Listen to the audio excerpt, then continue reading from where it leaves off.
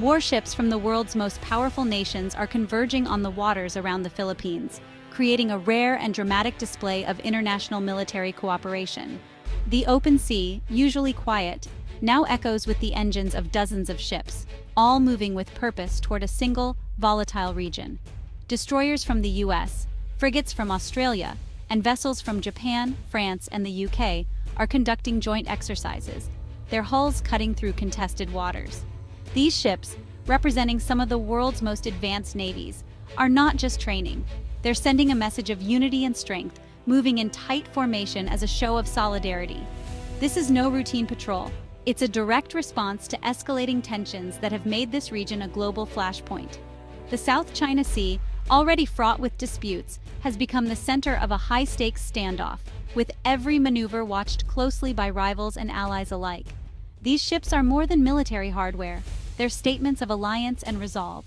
Each flag flown, each insignia displayed, is a reminder that these nations stand together, ready to defend shared interests and uphold international law. The buildup is a calculated move in a high-stakes geopolitical chess game. Behind the scenes, military strategists and government officials are coordinating every detail, analyzing ship movements and planning responses to any provocation. For sailors, it means heightened readiness. For governments, it's a projection of power and principle. Every crew member is on alert, every government statement carefully crafted to reinforce their commitment to peace and stability. The message: support for the Philippines and a free and open Indo-Pacific. These actions are meant to reassure allies and warn adversaries that the international community will not stand by in the face of intimidation. The story here is one of growing pressure. Fishing boats harassed, coast guards facing off, and now a muscular response. The presence of these warships is a direct answer to months of rising incidents and confrontations at sea. The presence of American carriers and allied warships is meant to deter aggression and show the world is watching. Their patrols are a visible reminder that any escalation will be met with a united front, ready to respond if necessary. We are witnessing diplomacy backed by steel, at a moment when the stakes could not be higher. In these waters, every handshake, every maneuver, and every ship on the horizon carries the weight of global consequences. The Philippines is an archipelago of over 7,600 islands in the Western Pacific, a nation defined by its vast stretches of blue water and scattered emerald isles. From the northern tip of Luzon to the southern reaches of Mindanao, its geography is as diverse as its people, cultures, and languages. Sitting at a strategic crossroads, the Philippines is more than just a collection of islands. It's a vital link between east and west, north and south.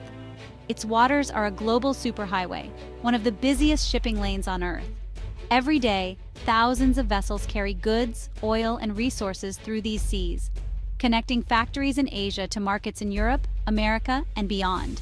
Disruption here would send shockwaves through the world economy, raising prices and breaking supply chains. A single incident in these waters can ripple outwards, causing shortages and uncertainty in distant countries. That's why even distant countries like Germany and the UK care deeply about what happens here. Their economies, too, are tied to the safe passage of ships through Philippine waters. The Philippines' location is not just economically vital, it's a military linchpin.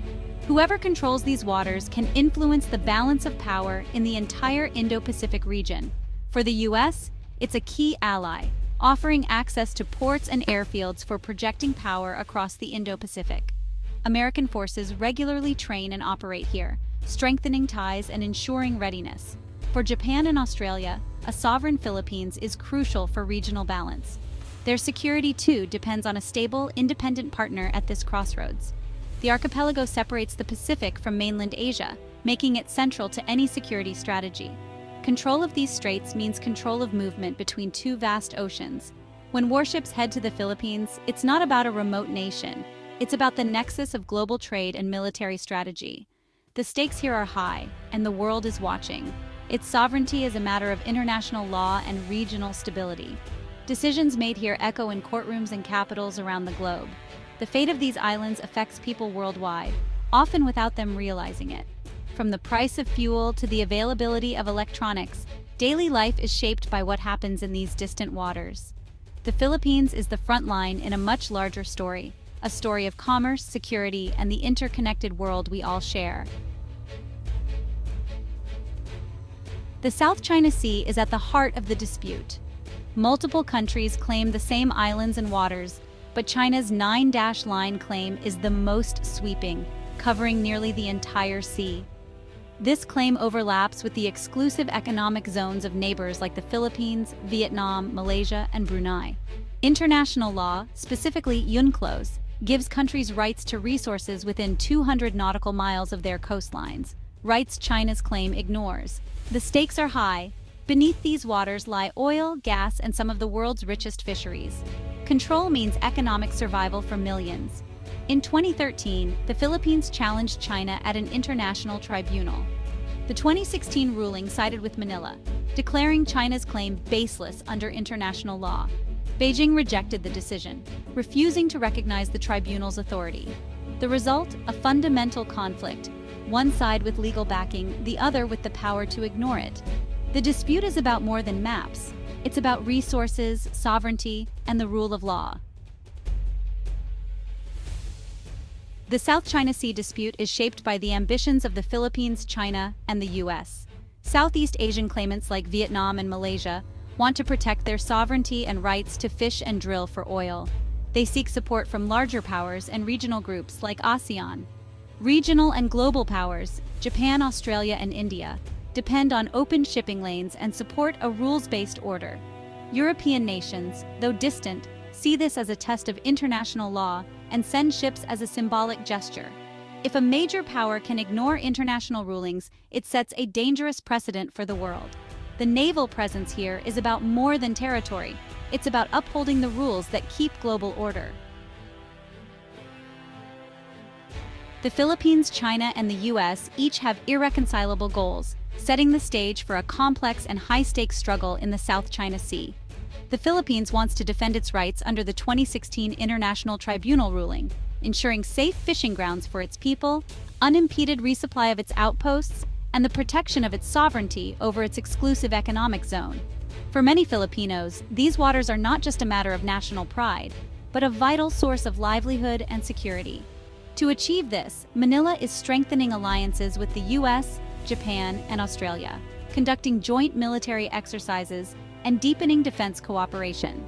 These partnerships are seen as essential to counterbalance China's growing assertiveness and to reassure the Filipino public that they are not alone. Meanwhile, China seeks to enforce its sweeping claim over nearly the entire South China Sea, building artificial islands and military outposts to project power and control the region. These actions are part of a long-term strategy to secure resources, trade routes, and strategic dominance. Beijing wants its dominance accepted by its neighbors and the world, making the South China Sea its own backyard and a buffer against foreign influence. For China, this is about national security, historical claims, and regional leadership. The U.S., on the other hand, doesn't pick sides on ownership, but insists on freedom of navigation and upholding international law. Washington views the South China Sea as a critical artery for global commerce and a test of the rules-based international order. Its mutual defense treaty with the Philippines means any attack on Philippine forces could draw in American military support, raising the stakes for all involved and signaling U.S. commitment to its allies in the region. These conflicting goals create a cycle of escalation. China pushes its claims, the Philippines pushes back, and the U.S. steps in to deter further aggression. Each incident at sea or diplomatic protest adds another layer of tension. There's little room for compromise, and every move raises the stakes, increasing the risk of a miscalculation that could spiral out of control. The result is a tense, escalating standoff, with warships from multiple countries patrolling the same contested waters, often just miles apart. Each side is locked in a contest of resolve, testing each other's limits, with the risk of miscalculation or accidental conflict ever present. The South China Sea has become a stage for great power rivalry, where the ambitions of nations collide and the world watches, hoping that diplomacy can prevail over confrontation. The conflict is now a daily reality on the water. Incidents between Chinese and Filipino vessels are rising. Tense standoffs, not open battles, but dangerous all the same. China's Coast Guard uses its size to intimidate and block Filipino boats, especially at flashpoints like Second Thomas Shoal. Filipino Marines, stationed on a grounded ship, depend on risky resupply missions often harassed by Chinese vessels. Dramatic footage shows water cannons fired at Filipino boats, endangering lives and trying to force a withdrawal. At Scarborough Shoal, Chinese ships blockade Filipino fishermen, cutting lines and chasing them away, violating international rulings and livelihoods. Each incident risks escalation. Similar standoffs happen with Vietnam and Malaysia, but the Philippines faces the most frequent confrontations. Even U.S. warships have had close calls with Chinese vessels during freedom of navigation operations. Every risky maneuver or aggressive act is a potential spark for a much larger conflict. The margin for error is razor thin. One miscalculation could change everything. The South China Sea is a powder keg. One small incident could trigger a major crisis. With so many ships in close quarters, the risk of miscalculation is high. A collision or accidental shot could be mistaken for an act of war, forcing leaders to respond. The U.S.-Philippines Mutual Defense Treaty means an attack on a Filipino vessel could draw in American forces. This raises the stakes to a global level, with the world's two largest economies potentially facing off. A conflict here would disrupt global trade, sending shockwaves through every economy. That's why the world is watching, because the consequences would be catastrophic. The South China Sea is not just a regional issue, it's a global flashpoint.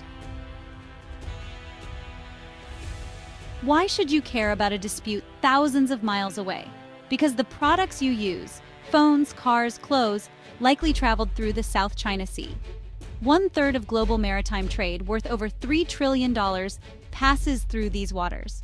Conflict here would disrupt supply chains, raise prices, and cause shortages worldwide. Energy flows would be hit, leading to higher gas prices and possible shortages. Beyond economics, this is a test of the international system that's kept the peace for decades.